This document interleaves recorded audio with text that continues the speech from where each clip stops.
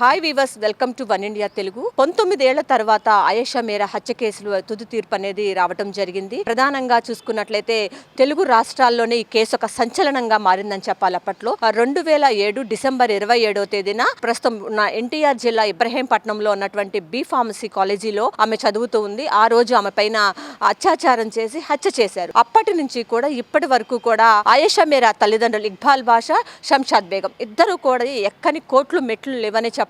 అప్పటి నుంచి కూడా తమ కూతురిని హత్య చేసిన వారికి శిక్ష పడాలని ఆ తల్లిదండ్రులు పోరాడుతూనే వచ్చారని చెప్పాలి. కానీ ఇప్పటి వరకు కూడా అది న్యాయం జరగలేదనే తల్లిదండ్రులు అయితే చెప్తూ ఉన్నారు. 2000 ఈ కేసు జరిగిన తర్వాత 2 సంవత్సరాల తర్వాత సత్యం బాబు దీనిలో దోషి అని చెప్పి సత్యం బాబుని అయితే అరెస్ట్ చేయడం జరిగింది. అయితే మొదటి నుంచి కూడా ఆయేషా మేరా తల్లిదండ్రులు చెప్తూనే వస్తూ ఉన్నారు, సత్యం బాబు ఈ కేసులో దోషి కాదు అని పోరాటం చేస్తూనే ఉన్నారు. హ్యూమన్ రైట్స్ కమిషనర్ ని ఆశ్రయించి అతను దోషి కాదని గట్టిగా తమ అభిప్రాయాన్ని చెప్పిన తర్వాత 2017లో అయితే అతనైతే జైలు నుంచి విడుదల చేశారు. తర్వాత 2018లో ఈ కేసును సిబిఐకి అప్పగించడం జరిగింది. అయితే సిబిఐ తనకి న్యాయం చేస్తుందని ఇప్పటి వరకు కూడా వెయిట్ చేశారు. కానీ సిబిఐ కూడా తమకు న్యాయం చేయలేదని ఆయేషా మేరా తల్లిదండ్రులు అయితే ఆవేదన వ్యక్తం చేస్తున్నారు. ఏదైతే నిన్న సిబిఐ కోర్టు ఇచ్చినట్టు సిబిఐ వాళ్ళు కోర్టులో వాదనలు వినిపించారు. సరైనటువంటి సాక్ష్యాలు ఏమీ లేవు, అన్ని పాత సాక్ష్యాలే, కొత్త సాక్ష్యాలంటూ ఈ కేసులో ఏమీ లేవని చెప్పి ఏదైతే సిబిఐ తరపున ఉన్నటువంటి లాయర్ వాదనలు వినిపించిన తర్వాత కోర్టు ఆ సిబిఐ లాయర్ వాదనలకైతే ఏకీభవించడం జరిగింది. కేసునైతే